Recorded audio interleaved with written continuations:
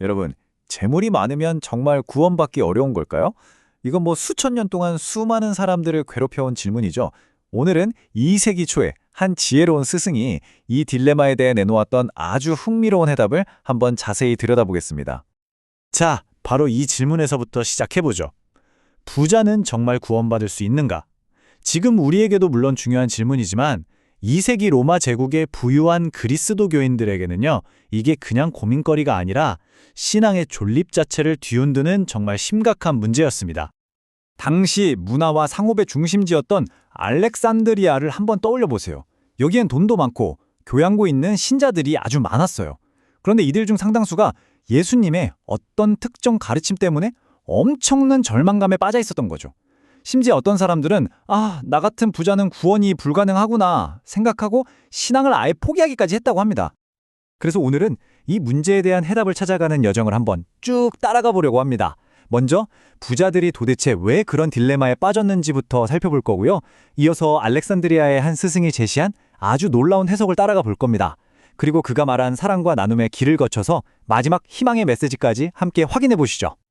자, 첫 번째 파트입니다. 도대체 무엇이 이 부유한 신자들을 그렇게까지 큰 두려움에 떨게 만들었을까요? 그 근원에는 바로 성경의 한 구절이 있었습니다. 네, 바로 이 너무나도 유명한 구절입니다. 복음서에 기록된 이 말씀을 당시 많은 사람들이 정말 문자 그대로 받아들였어요. 불을 가졌다는 것 자체가 구원으로 가는 길을 꽉 막아버리는 거대한 벽처럼 느껴졌던 거죠. 바로 이런 깊은 절망 속에서 이 딜레마를 아주 명쾌하게 풀어주는 한 인물이 등장합니다. 바로 초기 그리스도 교회의 핵심적인 지성인 중 한 사람이었죠. 과연 어떤 인물이었을까요? 그의 이름은 바로 클레먼스입니다. 한번 상상해 보세요. 진리를 찾아서 온 세상을 여행하던 한 학자가 당시 로마 제국 제2의 도시이자 지성의 심장이었던 알렉산드리아에 정착합니다. 그리고 바로 그곳에서 도시의 부유한 엘리트들의 영적 스승이 되어서 그들의 가장 깊은 불안에 귀를 기울이기 시작한 겁니다. 자, 이제 클레멘스의 핵심 주장으로 한번 들어가 볼게요. 그는 성경을 보는 관점을 완전히 뒤집어 버립니다. 바로 문자 그대로가 아니라 그 안에 숨겨진 영적인 의미를 봐야 한다는 거였죠. 이 슬라이드를 보시면 그 차이가 확 들어오죠. 기존의 해석은 그냥 모든 재산을 다 팔아야만 구원이 가능하다고 봤어요. 하지만 클레멘스는 문제의 본질이 재산 그 자체가 아니라고 본 겁니다.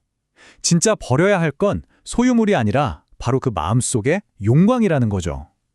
와, 이거 정말 중요한 지적입니다. 클레멘스는 재물을 완벽하게 중립적인 도구라고 봤어요. 한번 생각해 보세요. 칼이라는 도구가 있잖아요. 요리사 손에 들리면 훌륭한 요리를 만들지만 강도 손에 들리면요, 끔찍한 흉기가 되죠. 클레멘스는 재물도 똑같다고 주장했습니다. 그 가치는 전적으로 누가 어떤 목적으로 사용하느냐에 달려있다는 겁니다. 그리고는 이런 아주 강력한 비유로 문자적 해석의 허점을 날카롭게 짚어냅니다. 만약 가진 게 없다는 사실만으로 구원을 받는다면 세상에서 가장 성스러운 사람은 길거리의 거린들이 아니겠냐는 거죠. 핵심은 겉으로 뭘 가졌냐 안 가졌냐가 아니라는 점을 분명히 한 겁니다. 자, 그럼 이론은 알겠는데 그래서 구체적으로 부자가 어떻게 해야 구원을 받을 수 있다는 걸까요? 이제 그 실질적인 방법으로 넘어가 보겠습니다.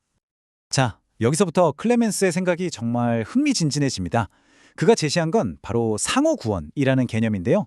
이게 뭐냐면 부자와 가난한 사람이 서로의 구원을 돕는 영적인 파트너가 될 수 있다는 아주 놀라운 발상이었어요. 그 과정은 이렇습니다. 첫째, 부자가 자기 재산을 필요한 사람들과 나눠요. 둘째, 그 도움을 받은 가난한 이들은 부자를 위해 정말 간절히 기도해주죠. 마지막으로 클레멘스는 하느님께서 특히 고통받는 이들의 기도에 귀 기울이시기 때문에 바로 그 기도를 통해서 부자가 구원에 이를 수 있다고 설명한 겁니다. 그러니까 물질적인 부가 영적인 축복으로 교환되는 거죠. 클레멘스는 나눔을 손해가 아니라 세상에서 가장 현명한 투자라고 말하면서 부자들을 격려했습니다. 썩어 없어질 세상의 재물로 영원한 가치를 살아. 이보다 더 훌륭한 거래는 없다는 거죠. 이제 마지막 파트입니다. 클레멘스가 전하고자 했던 메시지는 결국 비난이나 정죄가 아니었어요. 바로 격려와 희망이었죠. 그는 구원의 문이 누구에게나 언제나 열려 있다는 점을 강조합니다.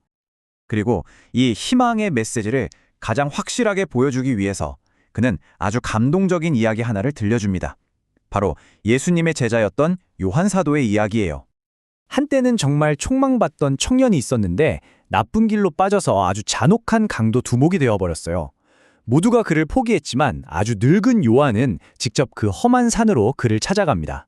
자기를 보고 도망치는 청년을 끝까지 쫓아가서 눈물로 호소하죠. 제발 돌아오라고. 결국 그 사랑이 강도의 굳은 마음을 녹여서 그를 다시 공동체로 이끌었다는 이야기입니다.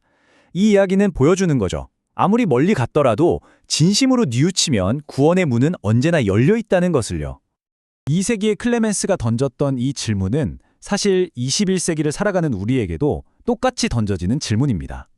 그는 재물 자체가 아니라 그것을 대하는 우리의 마음, 그리고 어떻게 사용하느냐가 중요하다고 말했죠.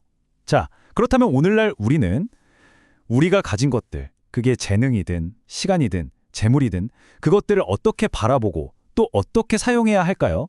잠시 우리 스스로에게 던져볼 만한 질문인 것 같습니다.